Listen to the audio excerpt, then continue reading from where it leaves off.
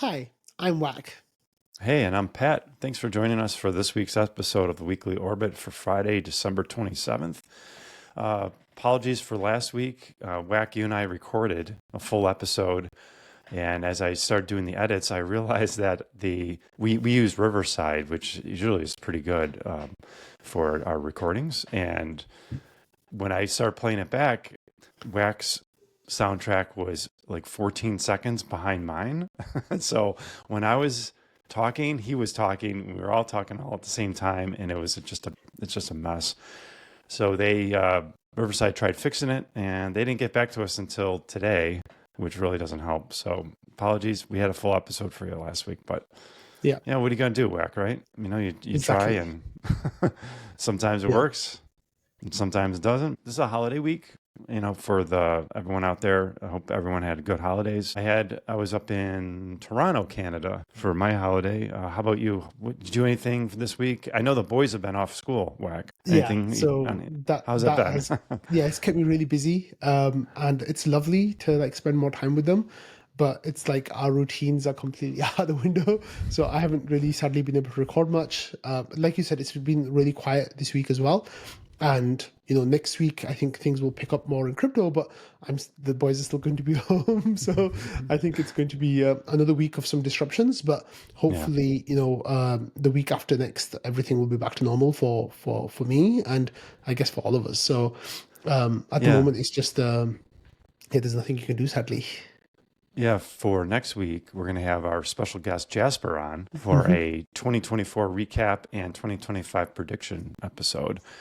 Uh, I'm hiding. I was, I just before we started recording, I was going through last year's prediction episode, and it's cringe. And a, this is just it emphasizes the point that this is not financial advice Hmm. Yeah, definitely, definitely, because definitely not financial advice ever. oh my gosh, yeah, our predictions are just really bad. But let's take a look. We'll get into that next week, and then we will talk more with Jasper about it. A couple weeks ago, we were over 4,000 on Ethereum Whack. Things were looking bright. And then, man, we had a major pullback. Right now, Ethereum's at 3350. And on the last 2 weeks, we're down 15%. On the week, we're up about 1.5%. The BTC ratio is 0.035, and that's about flat as it was about a week ago as well. But before we go into ETFs, what happened here? I thought we had broken 4,000 on a second time, and Mhm. you know, I had a little bit of money on the side. I've been waiting, and I thought, you know what? I'm putting in a little bit here at I think it was around 3,900, feeling Yeah. pretty good. And then, what happened? There, Explain it to there's a, us. there's a saying, right? The market chooses a path of max pain, and it punishes longs and it punishes shorts. It punishes everyone.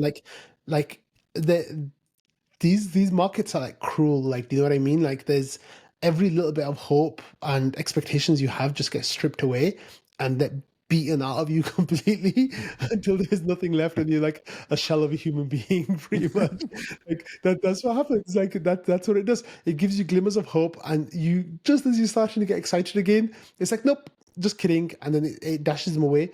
The main thing that happened this Mm, time was the Fed meeting, and Jerome Powell came out, and that gave us a 25-point cut, which is what the markets were expecting, which is what the markets wanted. However, in the press conference after the cut, the news was hawkish, more bearish than what the market had expected. So everything sold off. Like the trad mhm, market sold off, the dollar strength index that changed. It got stronger. The yields for the bonds changed like in response to this. Like the markets just went like this was we say everything's priced in. This wasn't priced in, right? So everything like got repriced accordingly, and like crypto shut the bed, pardon my language. Like that's the bottom just fell out of it, and everything fell, and ETH fell, BTC fell, like all the major caps fell, all the minor caps fell, everything fell. RPL sadly fell really badly too, and just as we were getting that hope a couple of weeks ago, of RPL going towards $20, ETH going above $4,100, things were just about starting to look pretty something good. okay again. Do you know what I mean? And sadly, that was just taken away. However, I think that I'm more bullish than the price action is showing right now. And if I did have cash lying around, I would be deploying into this market. And I think that just makes sense. Honestly, I feel like 2025 is going to be a really big year. I'm really hoping that that's not another case of, cringe that will be clipping in a year's time. I But know. the I think we the felt the same last year, well, 2024, and it I think was it did pretty good, but not like what we thought. yeah, well, the thing is, like, we're in RPL, and RPL didn't do well, and other alts had a really bad year as well. But the major tokens had a decent year. Like BTC, of course, had an amazing year. Solana had an amazing year. Like no, Solana had a mind-boggling good year. ETH had whatever decent year, like something. RPL obviously didn't have a good year at all. So that's the reason I think we're in tokens that didn't perform that well, and that really cost us. But otherwise, yeah, here we are. But It's 2025, like I'm really optimistic for 2025. it's funny how for ETH you said, oh yeah, it's an okay year, and I'm looking at the 1 year chart here, and it says ETH is up 46% in TradFi. That would be a phenomenal year of Hmm. 46% returns, right? Yeah, But in exactly. crypto, we're like, 46. Geez, we do that in a week or two Hmm. sometimes, right? Yeah, but like the thing is, like, comparison's the thief of joy, right? So when you look at ETH, you're like, oh, it's up 45%. That is, objectively like nice. Like, you can't complain about that. However, when you compare it against BTC, when you compare it against Solana, when you compare it against some of these other coins, that's when people start, getting upset about their comparisons, Of really. course. So yeah. So the road to Valhalla is a little more difficult, huh, than expected. Exactly, exactly. It always is the case. I think in hindsight, people look back and it was just as easy as buying and holding for 4 years. That was it. But that 4 years is cruel. Like it's really bad. It is. It is. Yeah. So let's take a look at the ETF flow. Over the last this week, it's been pretty positive on ETH side. On Yeah. the 23rd, we had inflows over 130 million. On Christmas Eve, we were at 54 million, and then yesterday, 117 million inflows. Let's take a, and I want to contrast this to BTC a little bit. And BTC, it had a positive flow yesterday. Hmm. It had 475 million, but on Tuesday, 338 million negative outflow. On Monday, it was 226 million. Last Friday, it was 277. And so, are we seeing a little divergence here between the two? It I think appears. so. I think so. So I think the TradFi guys are a step ahead. I think that's just because they know how they're going to allocate their money, and their money is such big size that they can kind of like try to see how things are going to go. And I think the way that it's going to happen is, that first week of January, like first 2 weeks of January thing that I've been talking about for a few months now. I think that basically is they're kind of front running that a little bit, and um, as they're front running a little bit, they're getting into position. And once the market really goes off, then the price is going to catch up in a big way, and then they'll be fine. So I think that's a little bit of what's happening. We'll know this thesis is going to play out in the next like 2.5, 3 weeks, basically in total. So that's what I'm really looking at, is seeing like what kind of movement we can get going into from now till the middle of January. But there was some days here, when ETH had stronger inflows than BTC did, and it looks like that thing that was unheard of is potentially showing a path towards working. So I'm really really curious to see how this is going to play out. The signs are good. The ETFs are getting more adoption. People are Mhm. talking about the ETFs in a more positive way. So all of those things together, I think, are going to be really really good. So that's what I'm keeping my eyes on. Like I'm just looking at this, but at the moment the ETF numbers are looking strong. Yeah. So you look Yeah. at RPL over the last week. It's up 10%, but in the last 2 weeks, it's down 24. So it's your typical. We talked about this before. It has a higher beta than ETH. So ETH goes down, well, RPL go down more. If ETH Hmm. goes up, usually RPL is up a little more. So right now it's $11.90. The ratio on the week is, I think it's up at just a touch. Yeah. We were at 0.0034 a week ago. Right now we're at 0.00356, so just up a notch. Yeah. We'll have to keep an eye on that. In the broader market, over the last 5 days, RPL is doing a little better than everyone else. It's up 7.5%. ETH is up about about 1%, and then the broader market is at 5.5. So it's doing a little better than everyone over the last 5 days, but over the last 2 weeks, I think most coins and especially altcoins like RPL have really taken a hit. Yeah. Hopefully better days ahead. Let's take a look at, let's move on to some news. We had a day of joy in RPL land or Rocket Pool land. Finally, we had a major whale deposit of over 18,000 that cleared out the validator queue, which was over 500, I think, wasn't it, at one point? Yeah, it was Yeah, 550 validators at one point 550. or thereabouts, and it cleared out all but two of them. So it's a shame that there was just two left because you could have just said it was an empty deposit pool. However, like this was just wonderful to see. We were really hoping that this had happened earlier, like and a whole lot more times.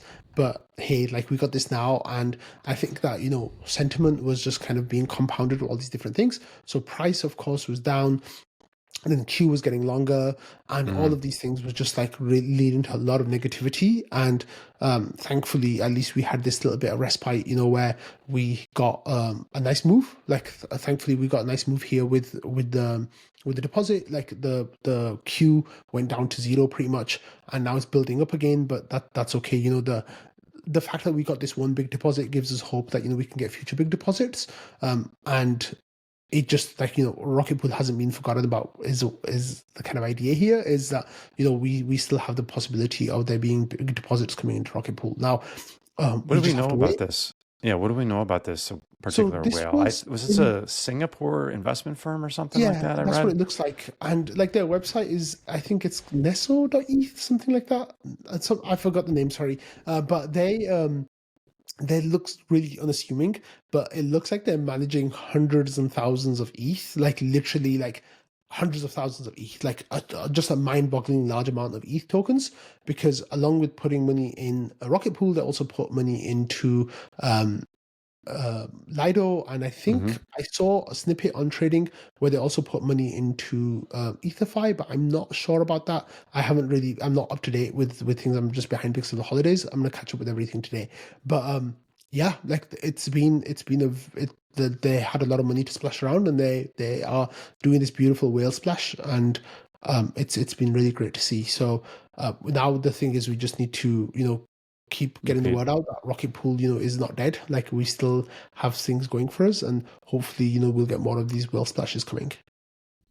correct. Let's take a look at the deposit pool at the moment. We're kind of back to where we were before the big whale.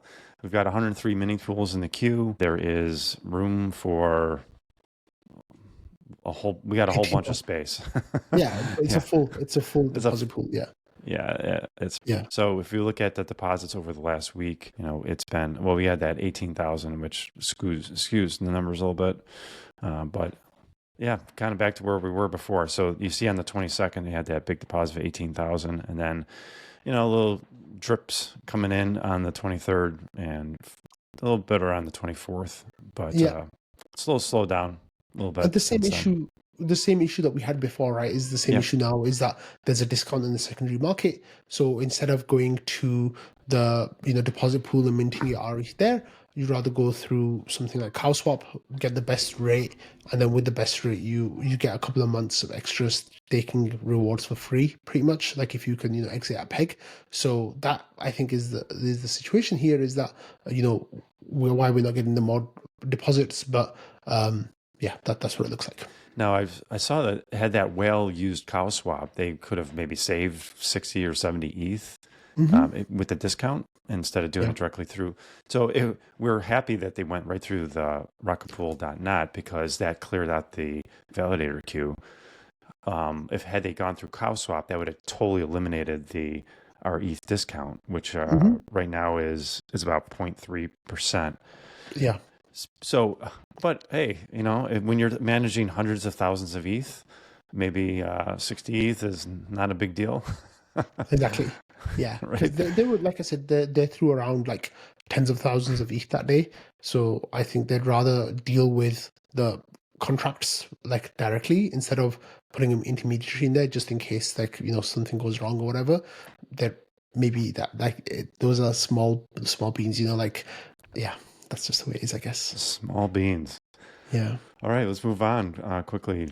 We're on to stakerocketpool.eth has a new update. We haven't touched on the RPL DeFi. It's an update every 2 weeks, I think, with the best rates in DeFi for our ETH and RPL. And as stakerocketpool.eth says here, Santa has one more present in the form of RPL DeFi sheet update. Aurora Finance's LP for rETH/RPL has come down significantly from over 100% to 56% APR, but still has the highest APR.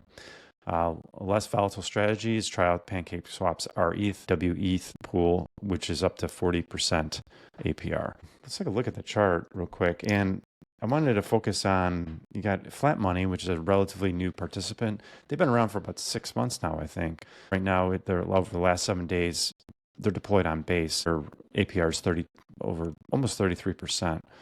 And you did a really, I watched this yesterday, your Takeoff into DeFi series, and you focused with, you talked with, what's his name, I mean, Emin from Flat Money, and gave a nice half-hour breakdown of step-by-step guide of how to use it and what it's about. And I kind of learned a lot because I had seen, actually I dropped into at ETH Denver just before they launched. They had a little talk, and I had just stopped in there actually just to sit down because there's a nice little lounge area. and I was with my friend Nick, and all of a sudden I heard the speakers talking about rETH, and all of a sudden I said, "What rETH? Wait, is this Rocketpool booth?" But that was Flat Money, and they were talking about using rETH as collateral. What did you take from this interview? yeah, so there's a lot of really interesting stuff happening, like in the market with like perpetuals and stuff. Like it's gotten really popular this year with Athena, and they're kind of like doing the longing and shorting and like in a on-chain off-chain kind of way, and they've gotten billions of dollars in inflows. Well, Flat Money are doing a similar thing, but it's all on-chain, which is really exciting. So there's two sides to their protocol. One is you deposit your crypto and you get something called Flat Money, and Flat Money is like a kind of stable, super stable coin, I want to say. But you get really good rewards on it. So you can get, up to 30% basically. But what happens is that as you deposit your crypto, then you have that money, like that's what it is. And it doesn't mean that you're necessarily going to get your crypto back. You're just going to get more dollars worth of crypto, like at the end of it, than you put in. So that's something really important to pay attention to. Is that you then kind of get dollar denominated instead of crypto denominated. The second side of the protocol is people who want to long our ETH. So they will go to Flat Money. They will say, "Hey, we want to go, 1 time, 2 time, 5 times, 10 times long on our ETH," and they'll be taking our ETH from the people who deposited it on the Flat Money, so the unit side, to mint their stable, not stable coin, and that then they can, if our ETH is going up, or if crypto's going up, if ETH is going up, rETH is going up. If rETH is going up, then the rewards that you can get for that are like really, really big. Like I think someone went in on Size a few weeks ago, and kind of timed that move up for ETH, and they're like 4 or 5 times their money within a matter of days. Like, so there's capacity here for really big growth.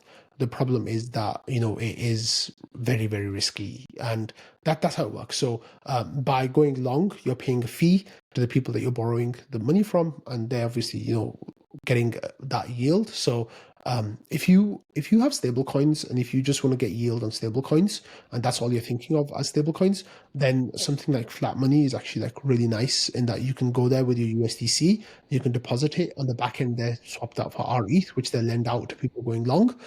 They pay you a rate, and you get your money back in USDC at the end, pretty much after converting it back and stuff, and you're getting a 30% yield on that. If you're depositing crypto, it's a little bit more complicated, so you definitely got to understand how the value can change on you. But like going into that talk, I had no idea what Flat Money is, and when we were setting up the talk as well, I said to him, I mean, look, I'm fairly decent at asking questions on the fly, like kind of going along with it and trying to figure things out.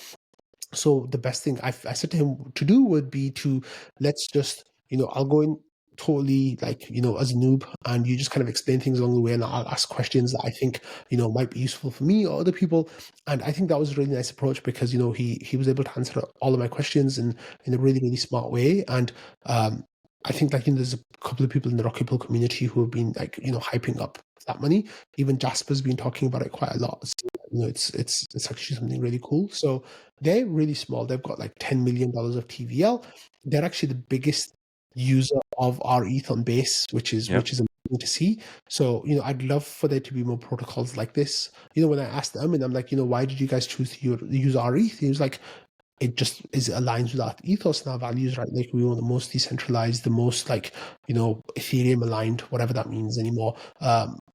Like LST instead of going for something else. So I really feel like they're doing good stuff, and that it was good to get them on the protocol and maybe get a few more people watching it. Like we haven't had the Yeah. most views yet, but I think it was a really good chat. And even if a few people go away from that, thinking that they want to use a service like Flat Money, then that's good for them. So my understanding was if you just want the unit token, Yeah.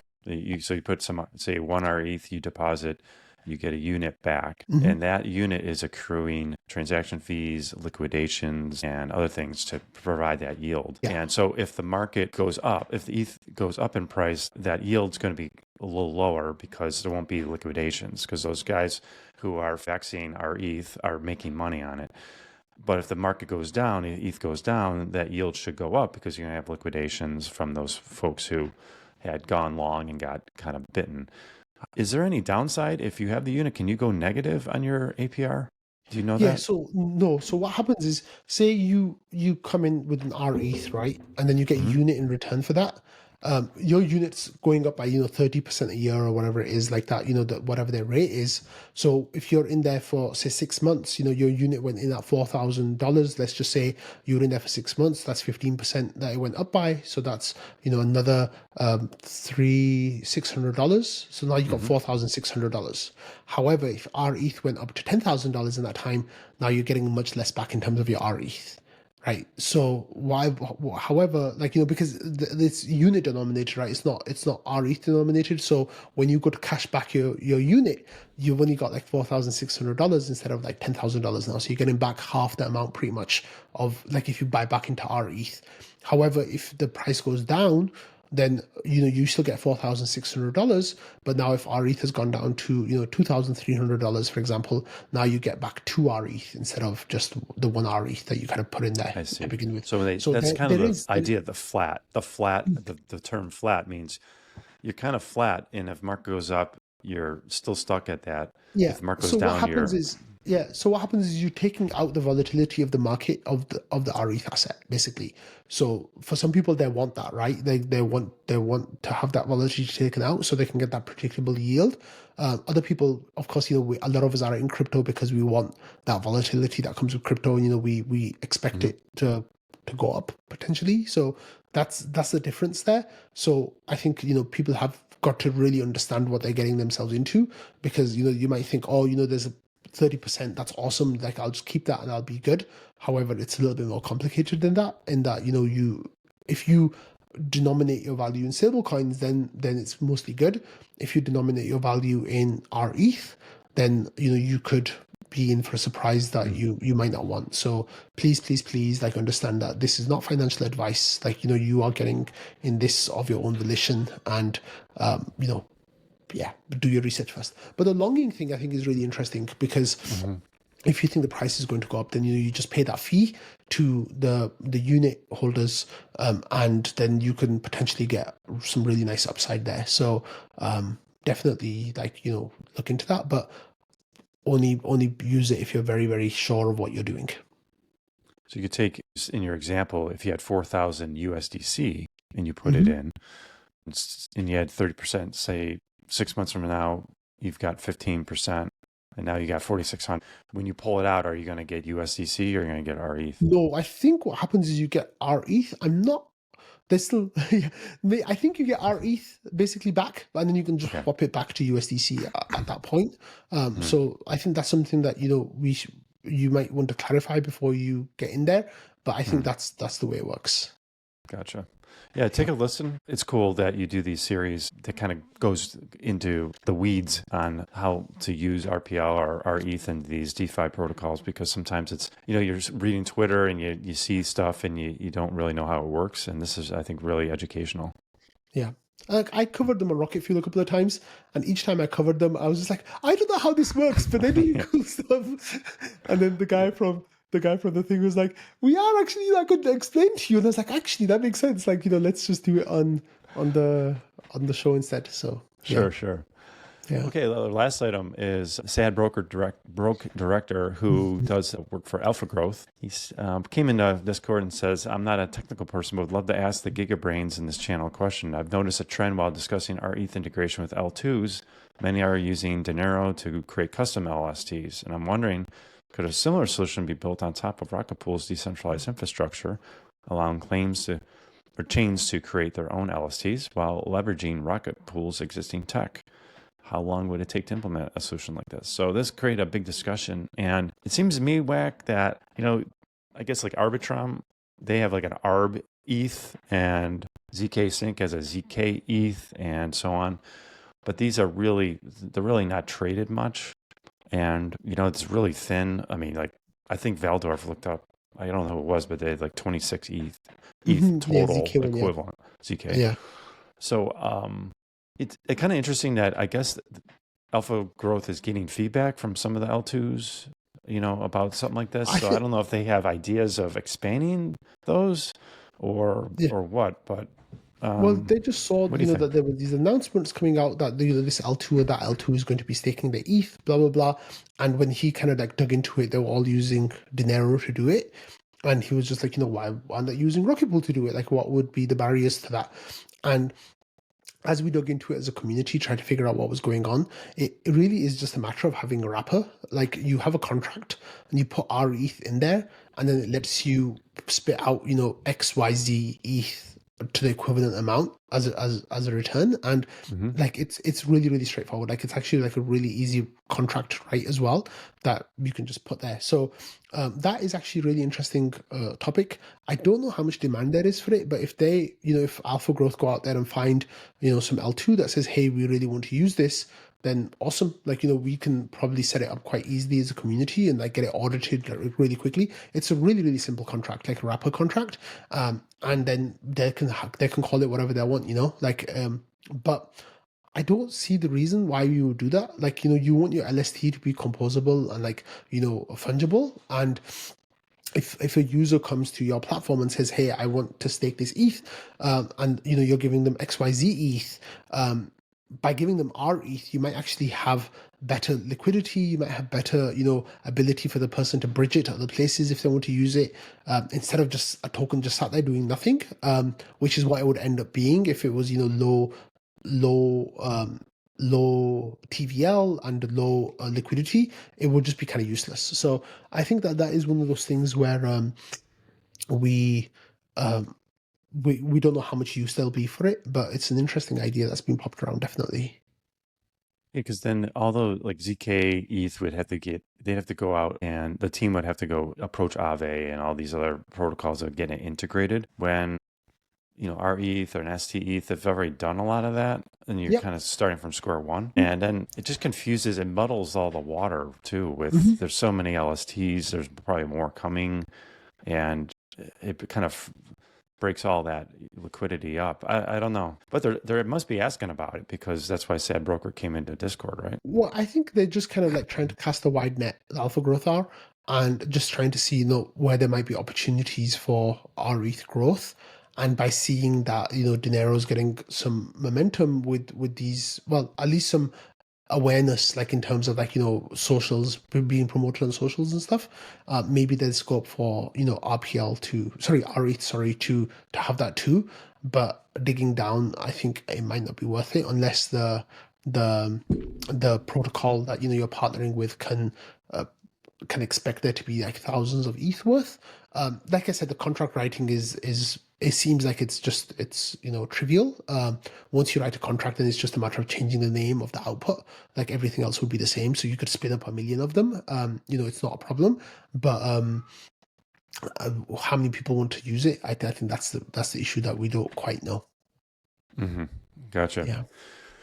Well, that wraps up this week. I have a win. The win is another, well, kind of a win for a lot of different things.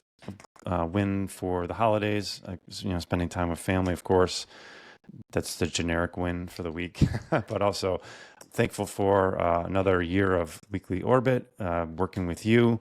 And this is fun to do every week. And thanks for everyone out there listening and watching. And it's fun. I got into this because you sit there and you talk about crypto during the week with people, and then they get kind of sick. Your friends and people close to you are like sick of you talking about it. So like, hey, why don't I talk with someone who wants to talk about it? And we'll do this once a week, and kind of as a way to let it out. So Yeah. that's my win for the week. How about you? You have a Yeah, win? like those same things, but I think my win for the week is AI agent tokens. Like Yes. I've been down in the trenches with virtuals. I made a little thread on the Rocket Pool Discord.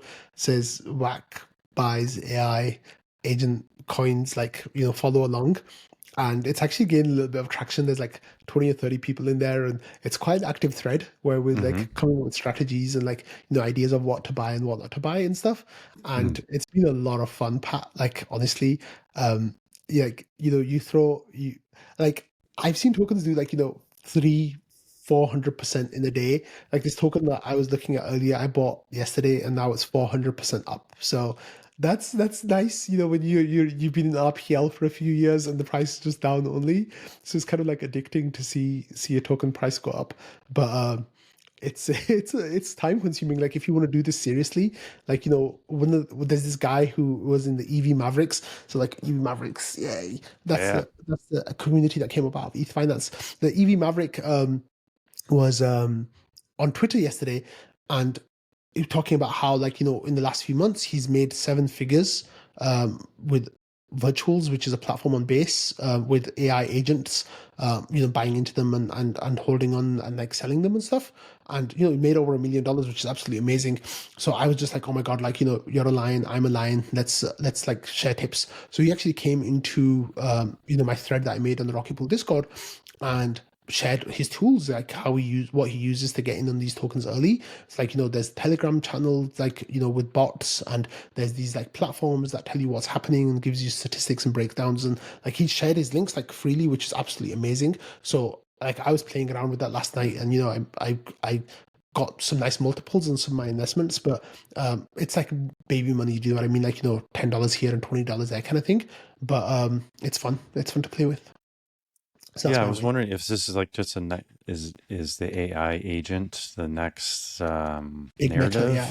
narrative, That's what it that looks people are like. talking It looks like about? that. So like so Bankless have started doing Yeah. a weekly roll up for AI tokens, Hmm. and that was part of the thing that piqued my interest in this.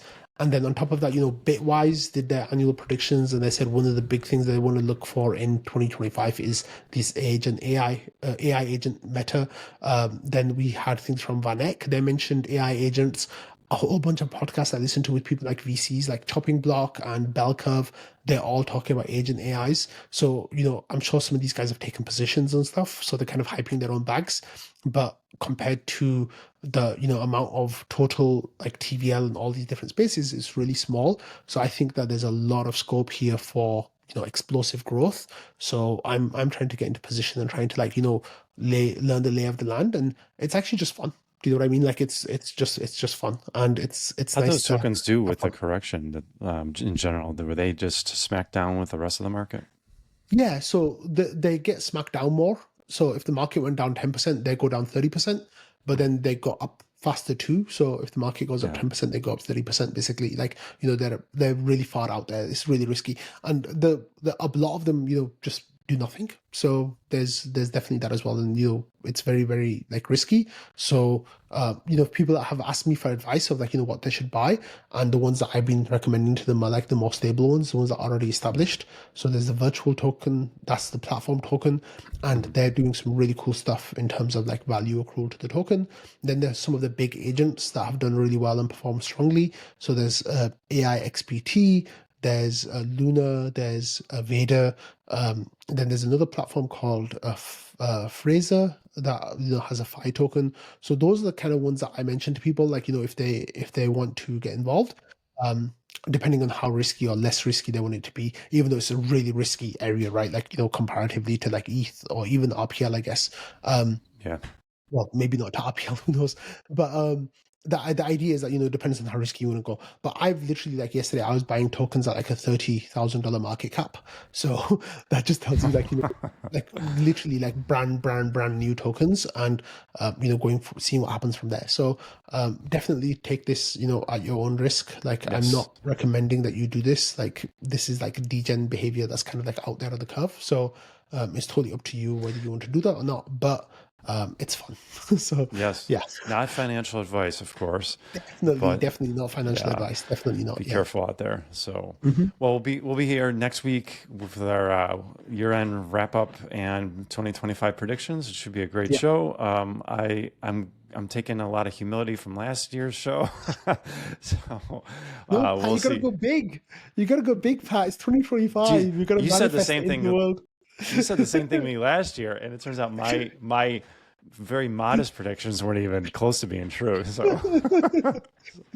but Well, let's go back and like I'm sure you'll share all the numbers next week, and yeah. definitely I will cringe really hard, but I'm going to do it all over again. So you can expect that from me.